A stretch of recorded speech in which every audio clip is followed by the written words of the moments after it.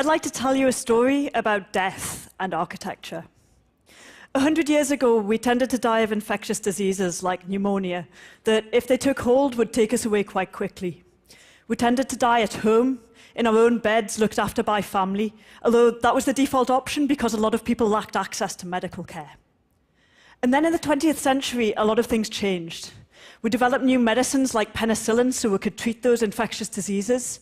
New medical technologies like X-ray machines were invented, and because they were so big and expensive, we needed large centralized buildings to keep them in, and they became our modern hospitals. After the Second World War, a lot of countries set up universal healthcare systems so that everyone who needed treatment could get it. The result was that lifespans extended from about 45 at the start of the century to almost double that today. The 20th century was this time of huge optimism about what science could offer. But with all of the focus on life, death was forgotten, even as our approach to death changed dramatically. Now, I'm an architect, and for the past year and a half, I've been looking at these changes and at what they mean for architecture related to death and dying. We now tend to die of cancer and heart disease, and what that means is that many of us will have a long period of chronic illness at the end of our lives. During that period, we're likely to spend a lot of time in hospitals and hospices and care homes. Now, we've all been in a modern hospital. You know those fluorescent lights and the endless corridors and those rows of uncomfortable chairs. Hospital architecture has earned its bad reputation. But the surprising thing is, it wasn't always like this. This is l'Ospedale degli Innocenti, built in 1419 by Brunelleschi, who was one of the most famous and influential architects of his time. And when I look at this building and then think about hospitals today, what amazes me is this building's ambition. It's just a really great building. It has these courtyards in the middle so that all of the rooms have daylight and fresh air.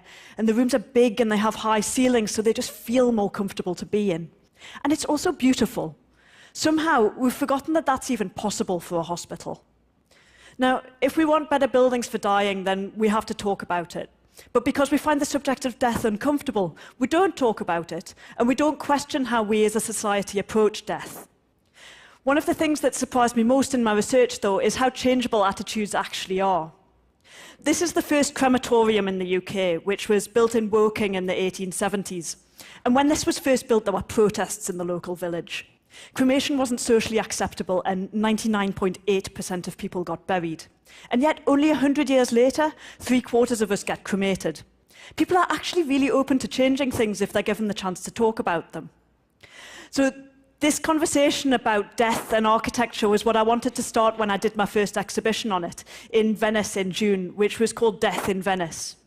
And it was designed to be quite playful so that people would literally engage with it. This is one of our exhibits, which is an interactive map of London that shows just how much of the real estate in the city is given over to death and dying. And as you wave your hand across the map, the name of that piece of real estate, the building or cemetery, is revealed.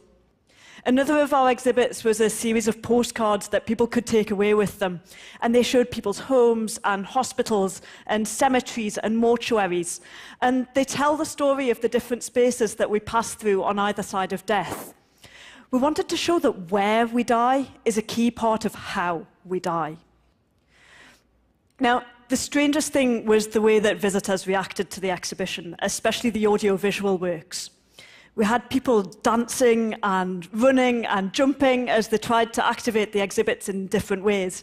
And at a certain point, they would kind of stop and remember that they were in an exhibition about death and that maybe that's not how you're supposed to act.